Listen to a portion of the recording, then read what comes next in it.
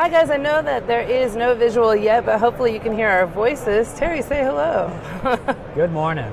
And we are just about ready to get started talking about some fast ignition pieces. And with that, Trent, why don't you give us a visual? Good morning, you guys. This is Kirsten Stone coming at you live from the PRI Show here in Indianapolis. I am joined by Mr. Terry Johnson of Fast Ignition, and we're going to talk a little bit about what's new and exciting in the race market here at PRI for Fast.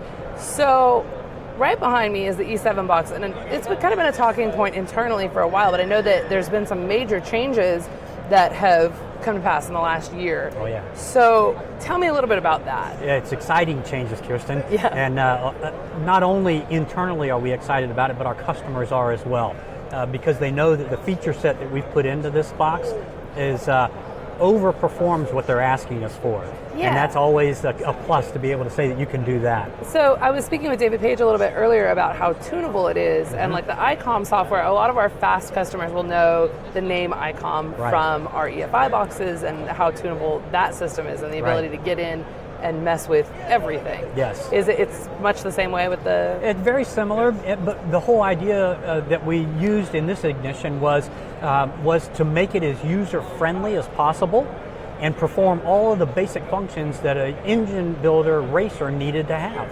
And that's what we've done with this. Yeah, we've got a weird screen thing happening. Let me pop my mic off. I'm guessing that we can still hear. Let me see what... That's what that's for, right? Let me see.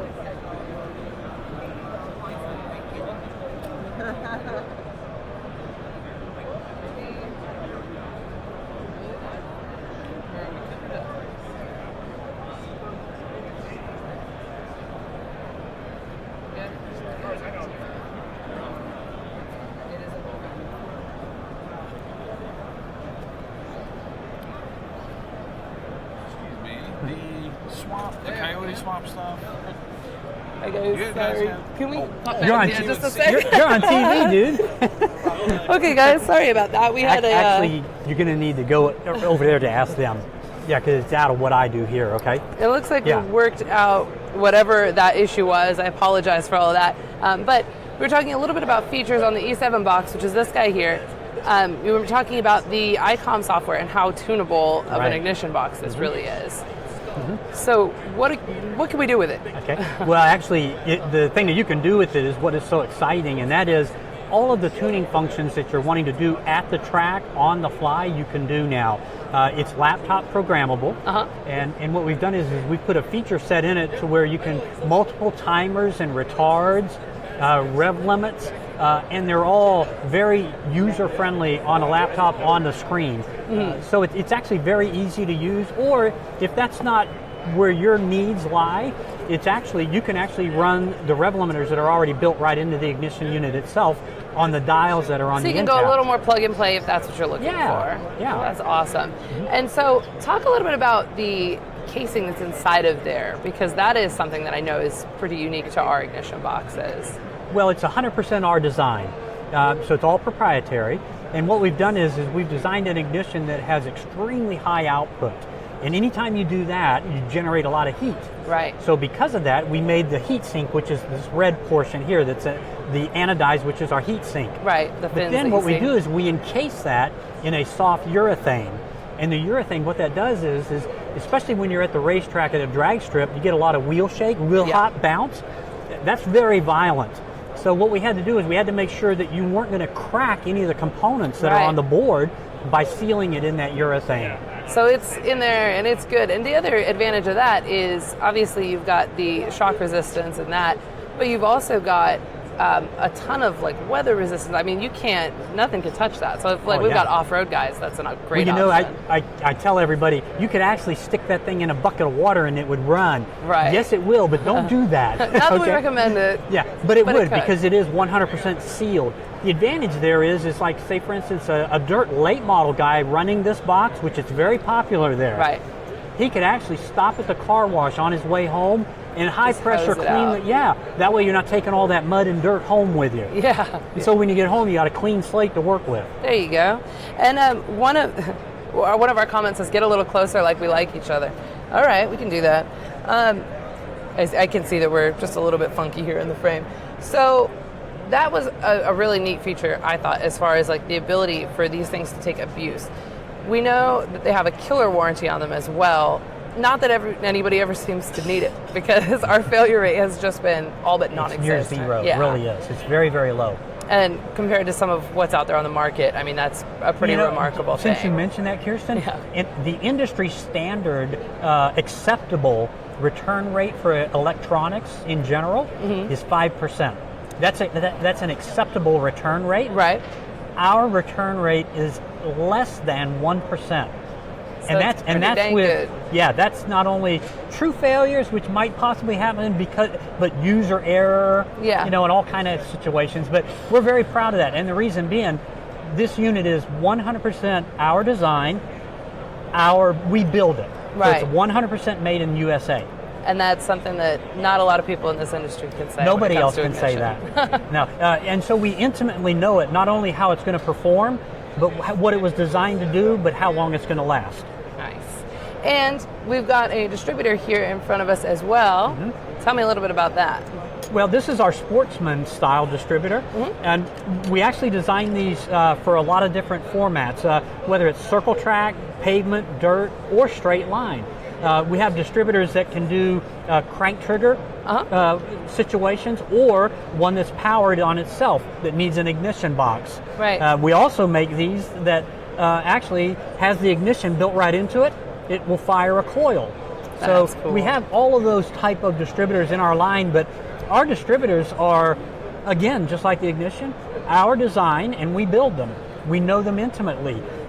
We use a lot of high-end components to make them, and the nice thing about that is because the tolerances that are designed into these are very precise. Right. And the nice thing about that in a mechanical build is it's going to last longer. Right. Yeah. And one of the things that we've talked about is with our distributors, it's kind of a set it and forget it. Like it stays where you put it. An engine builder, that's really one of the exciting things that draws an engine builder to ours, is because when you buy our distributor, you don't have to shim it or weld it or do anything to modify it. It is completely blueprint ready to drop in a motor and fire the motor. That's awesome. No adjustments needed.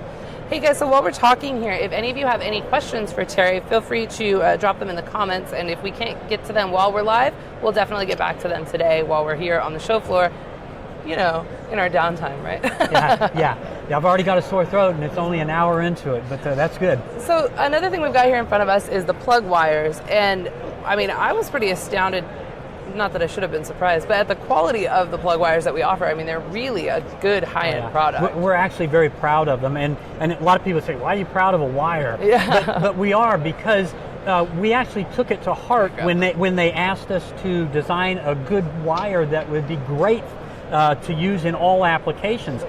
Our wire was designed for street performance all the way to high-end race. And we felt, a guy that's driving to work every day in a street rod is just as important as a guy that's running for a trophy. Right. Okay. And it's a totally different kind of demand. Both very demanding. Yes. But two totally different kinds. Yeah, but they're both important to us. Yeah. So what we've done is we've made a very low ohm resistance wire that is very friendly to all the digital ignition systems that are out there. Right. Okay. The other thing we did was we put high temperature silicon boots. These are 550 degree silicon boots. So they'll withstand the temperatures of, the high temp exhaust and manifolds. Our terminals on all of our wire, they're all stainless steel, double crimped stainless steel. Nice. Our cable is a reactive core that's wrapped in Kevlar, then sealed in silicon, then wrapped in fiberglass, then sealed in another layer of silicon.